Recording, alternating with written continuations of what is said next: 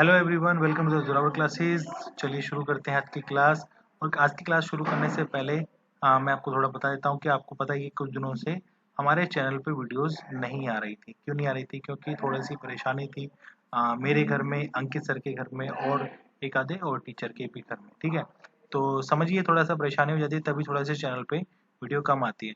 तो और बाकी जिन बच्चों ने एप्लीकेशन डाउनलोड कर लिया है वो जाके अपनी जो कंटेंट वीडियो है, ठीक है, उसको देखें, अच्छे से नोट्स बनाएं और रिवाइज करते रहें। ठीक है, कुछ टॉपिक ऐसे हैं जो कि आपको पीडीएफ में दिए गए हैं, जैसे कि करंट अफेयर्स और हिंदी से रिलेटेड मिलेंगे आपको। ठीक है, बाकी आप वीडियोस देखते रहे और अपने अपनी तैयारी करते रहें। तो जिन बच्चों ने तैयारी पिछले 1 महीने पहले से शुरू की थी वो कम से कम आपसे आगे हैं। तो यदि आपको उनके साथ में आगे दोबारा से बढ़ना है तो क्या करेंगे, नीचे आपको बॉक्स में डिस्क्रिप्शन बॉक्स में आपको मिल जाएगा वहाँ पे लिंक एप्लीकेशन का। वहां जाके एप्लीकेशन को डाउनलोड करिए आज ही और उसमें पढ़ाई शुरू करिए। चलिए शुरू करते हैं आज के प्रश्न हमारे। पहला प्रश्न है आज का, पंजाबी का विकास अपभ्रंश के किस रूप से हुआ? ठीक है, अब जो पंजाबी है उसका अपभ्रंश क्या था? महाराष्ट्री, मगधी, ब्राचड और पैसाची। जब मैंने आपको पढ़ाया था आपको ये भाषा का टॉपिक, तो उसमें आपको बताया था कि जो पैशाची है, ठीक है ना, ये अपभ्रंश रूप है किसका? पंजाबी का। ठीक है ना, इसकी डिटेल की वीडियो को आप देख सकते हैं हमारे जोरावर क्लासेस के एप्लीकेशन पे। वहाँ पे आपको कंप्लीट भाषा की 2 वीडियोस बड़ी बड़ी आपको मिल जाएंगी। ठीक है, नेक्स्ट क्वेश्चन है कि उत्क्षिप्त व्यंजन क्या है? सिंपल है, ये तो बहुत इजी प्रश्न है। ठीक है, ऑप्शन ए श श स, य र ल, छ त्र ज्ञ और ढ ढ। ठीक है, इनको आप देखेंगे तो आप इनको पहचान लेंगे कि ये हमारे कौन कौन से किसके अंदर में आते हैं। ठीक है, तो उत्क्षिप्त व्यंजन कौन से हैं? उत्क्षिप्त व्यंजन इसमें से आपके ऑप्शन नंबर डी, ये आपके उत्क्षिप्त व्यंजन आते हैं। ये बाकी के कौन से हैं कमेंट करके बताइए, क्योंकि कई बार पढ़ा चुके हैं चैनल पे। अब मैं ही बार बार बताऊं तो मतलब मुझे लगता है कि फिर आप लोग क्या कर रहे हैं। ठीक है, क्योंकि मैंने कई बार एक ये टॉपिक मतलब कई बार वीडियोस बना दी है इस पे। ठीक है, अब ये चीजें आपको खुद से बतानी चाहिए तुरंत। आप इंतजार करते हैं कि सर को आंसर बताएंगे। चलिए चलते हैं प्रश्न नंबर 3। आंसर तो बता रहा हूँ, मतलब हर एक ऑप्शन को डिटेल में बताएंगे। की पहचान, आइडेंटिफिकेशन का तत्सम शब्द क्या है? तत्सम शब्द क्या है? तत्सम शब्द क्या होते हैं? वे शब्द जो कि संस्कृत से जो के त्यों लिए जाते हैं उन्हें तत्सम शब्द कहते हैं। तो बताइए कौन सा है? कि प्रत्यभिज्ञान, प्रज्ञान, अभिधान और अवधान। तो करेक्ट आंसर क्या है पहचान का? प्रत्यभिज्ञान इसका आंसर करेक्ट है। ये तत्सम शब्द है किसका? पहचान का। हो गया। प्रश्न नंबर 4 में चलते हैं। प्रश्न नंबर 4 क्या कह रहा है कि निम्न में से कौन सा तद्भव शब्द है? तद्भव शब्द है दिनकर, दिवाकर, प्रभाकर और सूरज। ठीक है, आपको दिख रहा होंगे ये जो सभी हैं हमारे, ये किसके? ये पर्यायवाची शब्द हैं, किसके हैं? सूर्य के। ठीक है, और सूर्य भी क्या है? एक तत्सम शब्द, पर यहां पर दे रखा है ये सूरज। ठीक है, तो यही हमारा आंसर है। ठीक है, प्रश्न नंबर 5, खर का पर्यायवाची शब्द क्या है? खरगोश, शशक, मूर्ख या गधा। तो खर क्या होता है? देखिए मैं इसको थोड़ा सा ऐसे बताता हूँ, अगर आप इसको इन फ्यूचर में याद रखें। आपने 2 दुष्ट सुने होंगे, 2 राक्षस सुने होंगे, खर और दूषण। ठीक, अभी खर और दूषण क्या करते थे?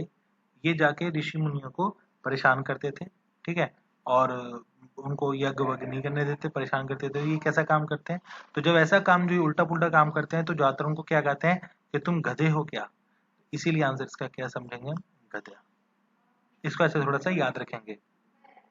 ठीक है, आगे बढ़ते हैं।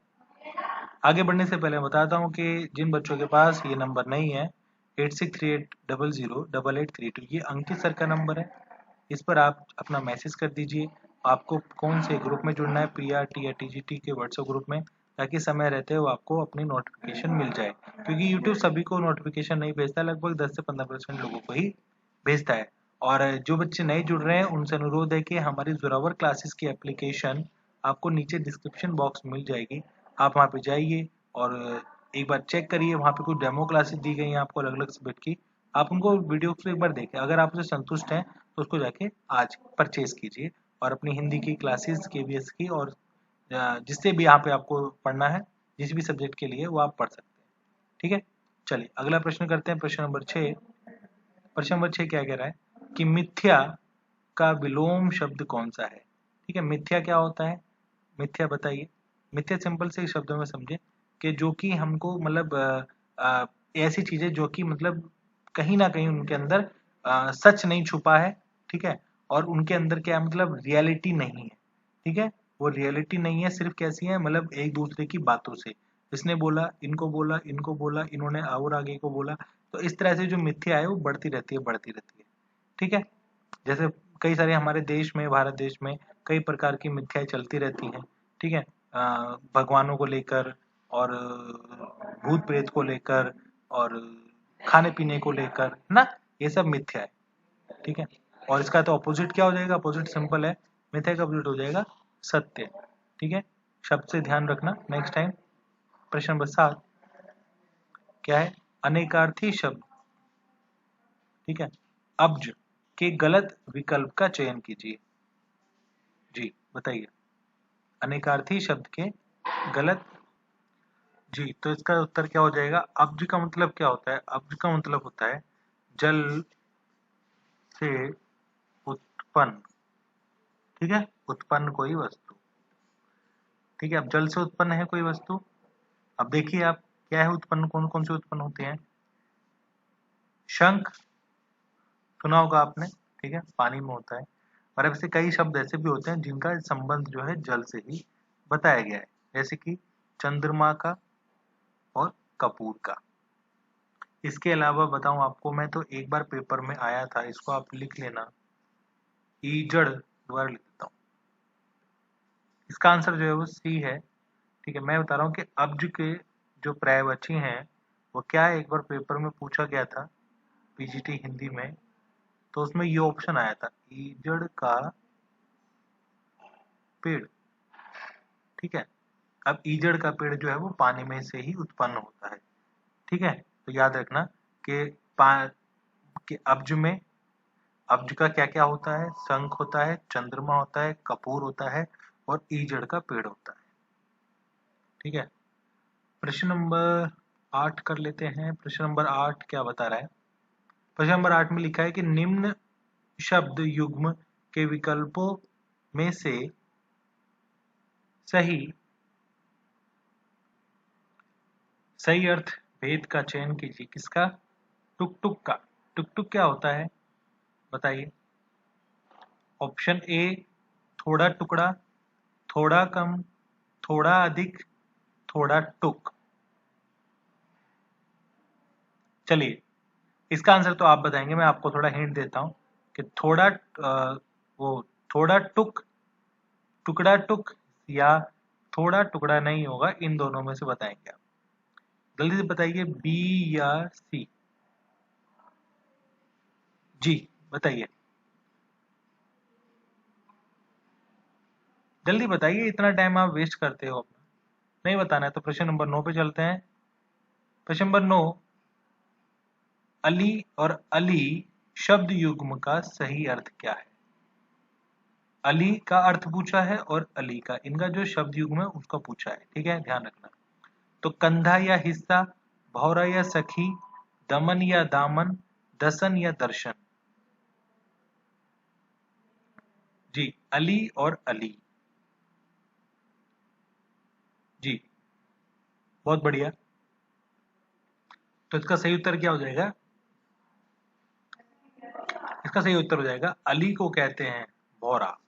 ठीक है, अली को कहते हैं भौरा, और इस अली का अर्थ है सखी। सखी मतलब फ्रेंड, फीमेल के लिए इस्तेमाल होता है।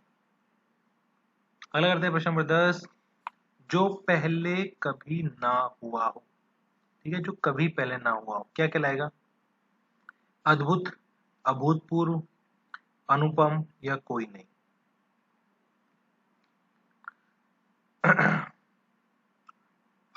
चलो मैं थोड़ा सा कर देता हूं कि इसमें ऑप्शन डी और ए तो नहीं है, बताइए बी और सी में से क्या होगा, बी और सी में से क्या होगा। आपने देखा होगा कि कई सारे व्यक्ति जो किसी ना किसी पद पे रहते हैं, ठीक है, जैसे कोई मान लीजिए कोई सांसद रहे हैं, कोई विधायक रहे हैं, ठीक है, या कोई प्रिंसिपल रहे हैं, ठीक है, तो अब वो क्या करते हैं, तो वो यहाँ पर क्या लिख लेते हैं, भूतपूर्व, भूतपूर्व, भूतपूर्व विधायक, भूतपूर्व सांसद, ठीक है, तो यानी कि वो पहले रह चुके हैं। तो हम प्रश्न में क्या था, जो पहले कभी ना हुआ हो, यानी कि इसके आगे अगर आ लगा देंगे, यानी कि क्या बन जाएगा इसका सही आंसर। तो जो कभी पहले ना रहा हो क्या कहलाएगा, अभूतपूर्व। क्लियर है? ठीक है, तो चलिए यहाँ पे हमारे प्रश्न जो है वो 10 खत्म होते हैं। जल्दी से आप अपना बताइए आपका आज का स्कोर क्या रहा, ठीक है। और बहुत सारे जो बच्चे हैं वो पता नहीं क्या क्लास को ध्यान से नहीं देख रहे हैं, ठीक है, डेली उनकी जो देखने वालों की संख्या कम हो रही है। मुझे इसका रीजन नहीं पता है, क्योंकि हो भी सकता है कि जैसे समय चल रहा है ये कोरोना काल, ठीक है, जिसने दोबारा से एक विकराल रूप ले लिया है, तो हो सकता है कि हमारे कुछ बच्चे कहीं ना कहीं किसी विपरीत परिस्थिति में भी हो सकते हैं, ठीक है ना, वो या उनके कोई घर संबंधी इसकी वजह से वो क्लास को डेली नहीं ले पा रहे हैं। तो आपको जब भी समय मिल रहा है एक बार क्लास को जरूर देखें, ठीक है, अपने नोट जैसे आपने बनाने हैं वैसे ही बनाते रहिए। और डिटेल नोट्स के लिए क्या करना है आपको, 10 जोरावर क्लासेस की एप्लीकेशन, ठीक है, उसके लिंक आपको यहाँ पर मिल जाएगा, जाके डाउनलोड करिए, डेमो क्लासेस देखिए पहले, अगर आप उससे संतुष्ट होते हैं तो उसको आप परचेज भी कर सकते हैं। ठीक है, चलिए धन्यवाद। अगली वीडियो में दोबारा मिलेंगे, तब तक अपना और अपने घर वालों का ध्यान रखिए। जय हिंद, जय भारत, जय हिंदी।